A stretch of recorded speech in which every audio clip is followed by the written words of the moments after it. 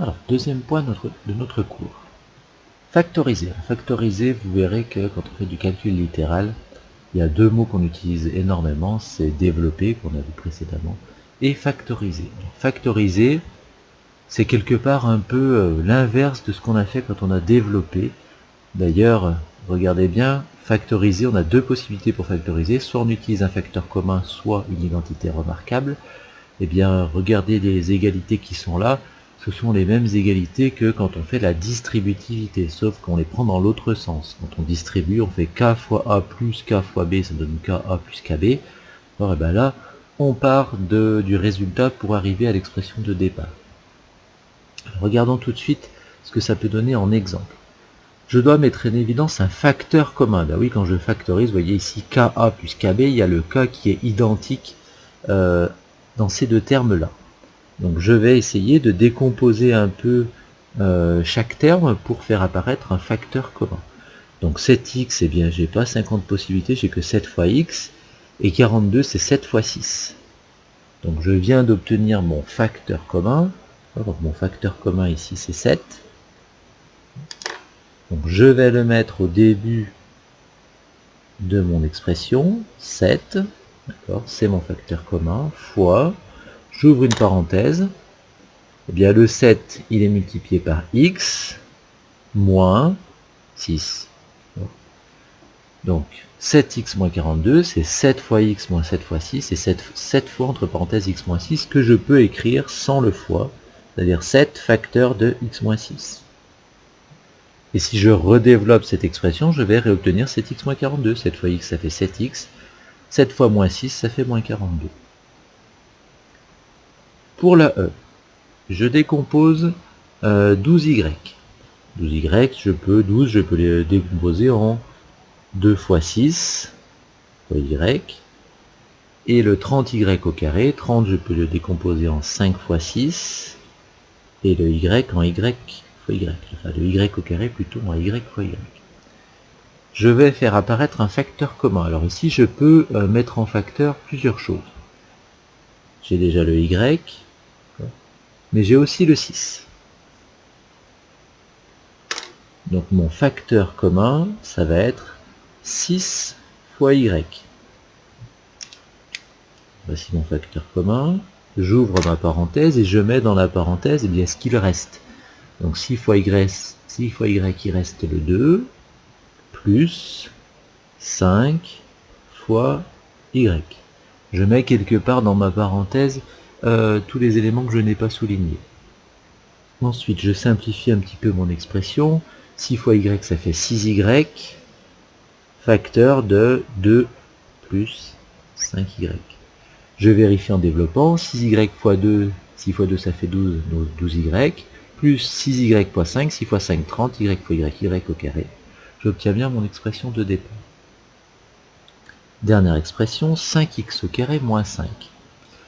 Je vais ici décomposer, donc 5x au carré c'est 5 fois x. Et pour le 5, je n'ai pas beaucoup de possibilités, j'ai 5 fois 1. On évite d'utiliser les nombres décimaux, on va essayer de se débrouiller avec ça. Donc mon facteur commun, c'est ici le 5.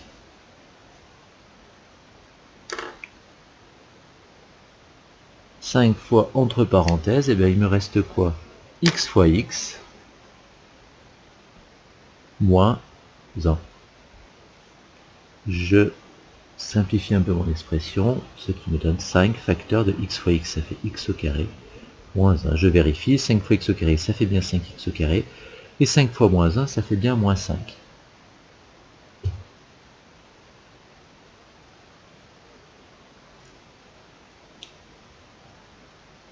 Alors on va voir que la factorisation peut être utile dans certains problèmes. Exemple 2. Prouver que la somme de 5 nombres entiers consécutifs est un multiple de 5. Je vais aller un peu vite ici parce que sinon la vidéo va être un petit peu longue. Mais lorsque vous avez ce genre de problème, il faut commencer par faire des essais avec certains nombres entiers. Donc ici 5 nombres entiers consécutifs, très rapidement, 5 nombres entiers consécutifs, 2, 3, 4, 5 et 6, ce sont bien 5 nombres entiers consécutifs. D'accord. Je calcule 2 plus 3 plus 4 plus 5 plus 6, c'est qu'à 10, 15, ça me donne 20. Et je dois prouver que c'est un multiple de 5. Donc 20 est bien un multiple de 5. Je pourrais faire 2-3 autres essais, juste pour confirmer que déjà sur quelques exemples, j'obtiens bien un multiple de 5. Ici, on ne me demande pas de vérifier avec seulement quelques nombres. On me demande de prouver que la somme de 5 nombres entiers consécutifs, sans me préciser lesquels, est bien un multiple de 5. Donc là, il va falloir que je prouve cela pour toutes les possibilités. Donc, je ne vais pas essayer tous les nombres possibles, c'est impossible puisqu'il y en a un infini.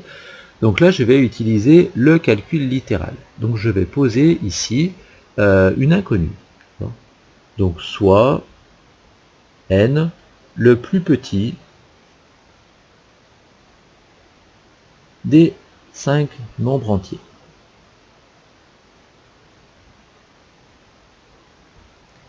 Donc je dois prouver que la somme de ces 5 nombres entiers consécutifs est un multiple de 5. Donc n c'est le plus petit.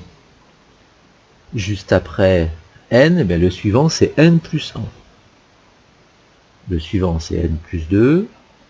Ensuite il y a n plus 3. Et enfin n plus 4. Comme ici j'ai fait 2, 3, 4, 5, 6. Et ici le n va jouer le rôle du 2. Ensuite j'ai n plus 1, n plus 2, n plus 3, n plus 4. J'ai bien ici mes 5 nombres. Je vais réduire un petit peu cette expression. Donc n plus n plus n plus n plus n, ça fait 5n, plus 1 plus 2, 3 et 3, 6 et 4, 10. Donc j'ai 5n plus 10. Il faudrait que je prouve que ça, c'est un multiple de 5. Je vous rappelle que les multiples de 5, ce sont tous les nombres qui sont dans la table de 5.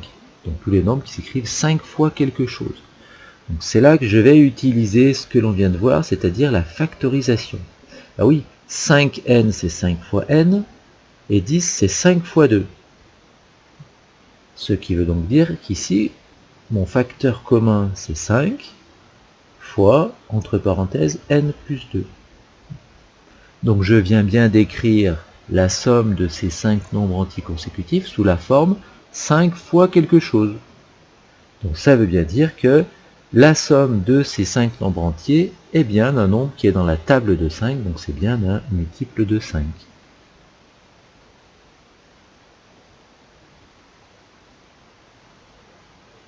Donc je conclus ainsi la somme de 5 nombres entiers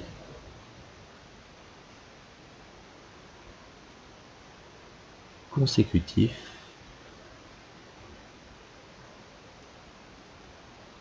est bien un multiple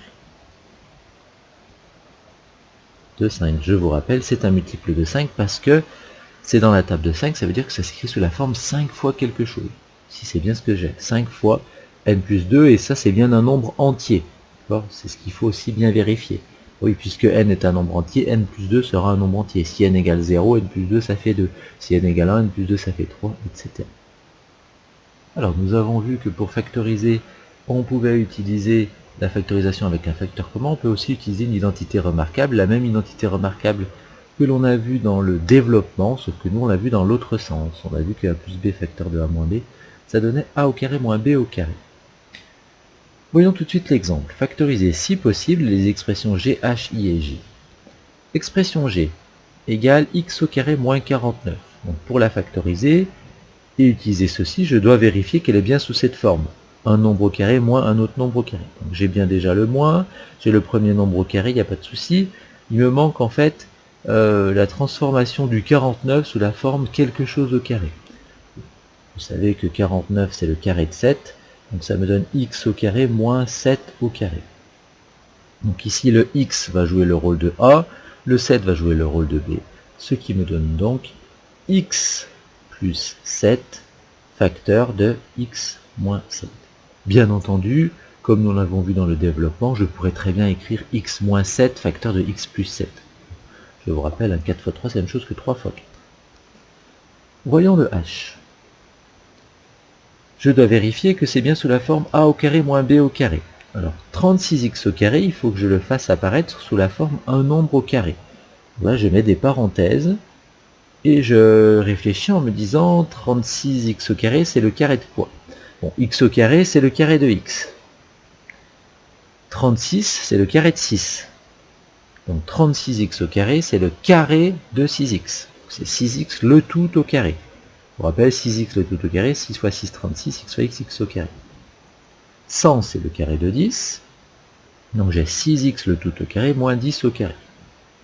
J'utilise mon identité remarquable. 6x plus 10, facteur de 6x moins 10. Dans le i, toujours pareil, bien vérifier que c'est sous la forme a au carré moins b au carré. Il y a bien le moins, à la place du b au carré j'ai y au carré. Je dois réfléchir, 169 c'est le carré de 13. Donc 13 au carré moins y au carré. Et j'utilise mon identité remarquable en mettant 13 plus y, facteur de 13 moins y. Et enfin la dernière, j égale 16x au carré plus 9. Là il y a un problème puisque pour pouvoir utiliser mon identité remarquable, il faut que j'ai un moins entre les deux éléments au carré. Or ici j'ai un plus. Donc pour l'instant, je ne peux pas factoriser, en utilisant bien entendu une identité remarquable, cette expression. Donc impossible à factoriser en troisième. Et je mets en troisième puisque vous verrez au lycée qu'il est tout à fait possible de factoriser ce genre d'expression. Il faut avoir vu déjà d'autres notions plus complexes.